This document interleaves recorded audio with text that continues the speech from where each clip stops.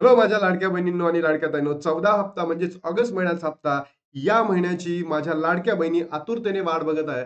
तरीही ऑगस्ट महिन्याचा हप्ता संपला. ज आपला सप्टेंबरचा पहिला वीक संपला, तरीही लाडक्या बहिणींच्या अकाउंटमध्ये 14 हप्ता जमा झालेला नाहीये. म्हणून मी तुम्हाला सांगितलेलं होतं, की आज सोमवार, या अनुषंगाने मी कुठे पोहोचलोय? मुंबईला पोहोचलोय. तर मुंबईला पोहोचताच वृत्तवाहिन्यांमध्ये आणि सरकारच्या काही अधिकाऱ्यांकडनं मला एक इन्फॉर्मेशन मिळालेली आहे, की लाडकी बहिणींना ऑगस्ट हप्ता व जून-जुलैमध्ये ज्या अपात्र बहिणी ठरलेल्या होत्या, त्यांच्यासाठी खुशखबर मिळालेली आहे. लाडक्या बहिणींनो, अत्यंत महत्त्वाची न्यूज मला मिळालेली आहे. ही वृत्तपत्रांमधून सुद्धा मिळाली आहे. सोबतच सरकारी जे ऑफिशियल्स आहेत त्यांच्याकडनं मिळालेली आहेत. म्हणून ही 100% गोष्ट खरी आहे. लाडक्या बहिणींनो, ज्या बहिणींना 12वा, 13वा आणि 14 हप्ता भेटणार होता किंवा भेटलेला नव्हता, त्या प्रत्येक बहिणींनी कमेंट बॉक्समध्ये टाका. कारण तुमच्यासाठी तुमचा भाऊ सरकारपर्यंत पोहोचलेला आहे. कुठे? मुंबईमध्ये, आणि सरकारला आज भेटणार आहे. मी आदिती तटकरे मॅम सोबत देवेंद्र फडणवीस साहेब, एकनाथजी शिंदे साहेब आणि अजितदादा पवार यांची समक्ष भेट घेणार आहे. म्हणून लाडक्या बहिणींनो, मी पुण्यावरून मुंबईला पोहोचलेलो आहे आणि आज सरकारला भेटायच्या अगोदर सरकारच्या खिशामधूनच किंवा सरकारच्या मनामधून किंवा सरकारच्या डोक्यामधून ही न्यूज बाहेर आलेली आहे. ही सविस्तर न्यूज मी तुम्हाला व्हिडिओच्या माध्यमातून पुढे सांगतोय. जर तुम्ही व्हिडिओला पहिल्यांदा आला असाल तर नक्की लाईक करा, शेअर करा, सबस्क्राईब करायला विसरू नका. त्याचबरोबर लाडक्या बहिणींनो, मला हे सांगायचं आहे, की ज्या बहिणींना जून जुलैचा हप्ता मिळालेला नाही त्यांनी कमेंट बॉक्समध्ये सांगा, कारण की त्यांच्यासाठी अत्यंत महत्त्वाची न्यूज असणार आहे. बघा लाडक्या बहिणींनो, लाडकी बहीण योजनेसंदर्भात सरकारचा मोठा निर्णय. तर लाडक्या बहिणींनो, हा निर्णय अत्यंत महत्त्वाचा असणार आहे. कारण ज्या बहिणी अपात्र ठरलेल्या होत्या जून, जुलै आणि जी ऑगस्टची जी यादी आली होती त्याच्यामध्ये काही बहिणी अपात्र ठरल्या होत्या ऑगस्ट महिन्यामध्ये, त्यांच्यासाठी महत्त्वाचा निर्णय आलेला आहे. लाडकी बहीण योजनेसंदर्भात राज्य सरकारने महत्त्वाचा निर्णय घेतलेला आहे. योजनेअंतर्गत अपात्र ठरलेल्या आणि लाभ मिळणे बंद झालेल्या लाभार्थ्यांना या निर्णयाचा फायदा होणार आहे. म्हणजेच काय? ज्या बहिणी अपात्र होत्या जून, जुलै आणि ऑगस्टची जी यादी नवीन आली होती, या तिन्ही या महिन्यांमध्ये ज्या बहिणी अपात्र ठरल्या, आता त्या पात्र ठरवण्यात येणार आहे. त्यांची जी पडताळणी झाली आहे, पहिली पडताळणी अंगणवाडी सेविकाकडनं झाली आहे, दुसरी पंचायत समितींमध्ये झाली आहे, तिसरी जिल्हा परिषदेमधून सुद्धा झालेली आहे. अशा पद्धतीने आता बहिणी पात्र ठरणार आहेत. आणि ज्या बहिणींची पडताळणी झालेली नाहीये, त्यांच्यासाठी सुद्धा सरकारने अशा पद्धतीची घोषणा केलेली आहे, की लवकरात लवकर पडताळणी होऊन त्यांना सुद्धा मानधन दिलं जाणार आहे. लाडक्या बहिणींनो, खुश खबर. तर कोणत्या बहिणींना वाटतं, की आता आम्हाला ऑगस्ट आणि सप्टेंबरचा हप्ता एकत्र मिळावा, सोबतच जून जुलैचा हप्ता सुद्धा मिळावा, तर कमेंट बॉक्समध्ये सांगा. लाडकी बहीण योजनेच्या लाभार्थ्यांची शासन स्तरावर नियमित पडताळणी केली जात आहे. या पडताळणीत अनेक अपात्र लाभार्थी योजनेचा लाभ घेत असल्याचे समोर आले होते. त्यानंतर अपात्र ठरलेल्या लाभार्थ्यांनी दिलेल्या जाणाऱ्या योजनेचा लाभ थांबवण्याचा निर्णय घेण्यात आला होता.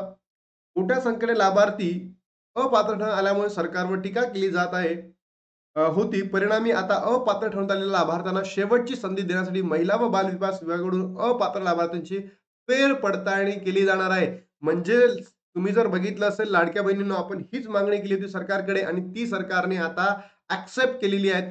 ज्या लाडक्या बहिणी होत्या, ज्या अपात्र ठरलेल्या होत्या, त्यांची फेर पडताळणी होणार आहे.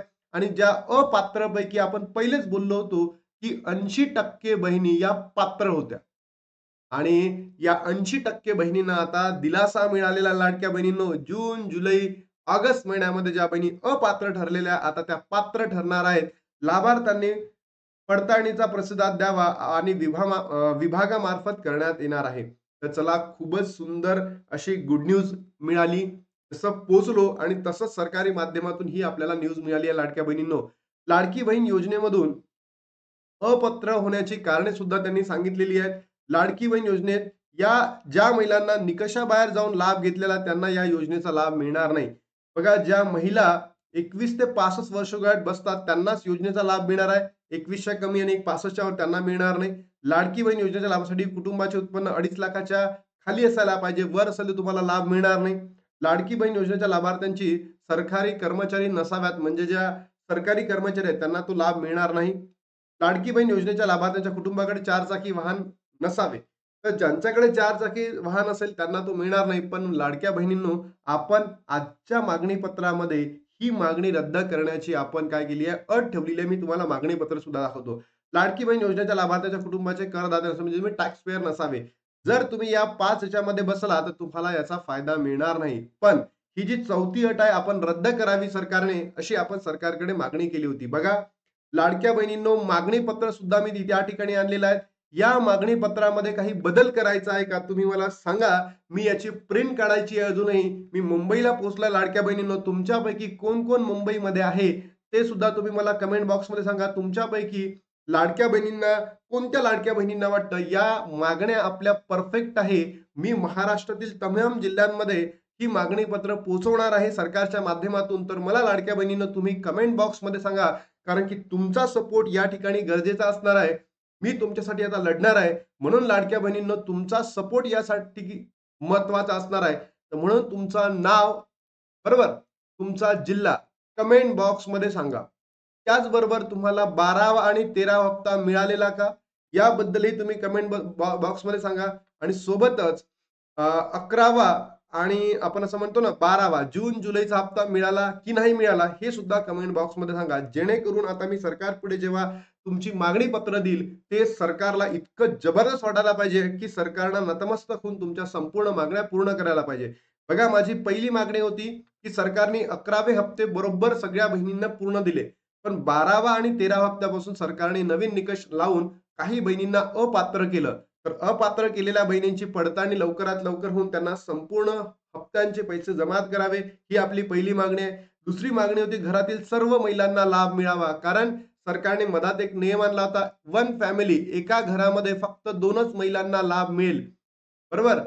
पहिले तर एक अविवाहित आणि दुसरी विवाहित असं सांगितलं होतं. पण आपण मागणी केली होती की नाही, कोणत्याही 2 बहिणींना. पण आता आपली अशी मागणी आहे की सरसकट लाडक्या बहिणींना लाभ मिळावा. कारण एका तुम्ही वोटिंगमध्ये असं विचारणार नाही की बाबा, एक मतदान पडलाय म्हणजे इलेक्शन आहे, तर एका फॅमिलीमधून फक्त 2 वोट करा, असं म्हणणार नाही. म्हणून सर्व महिलांना लाभ मिळावा. ज्या महिन्याचा लाभ त्याच महिन्यात मिळावा.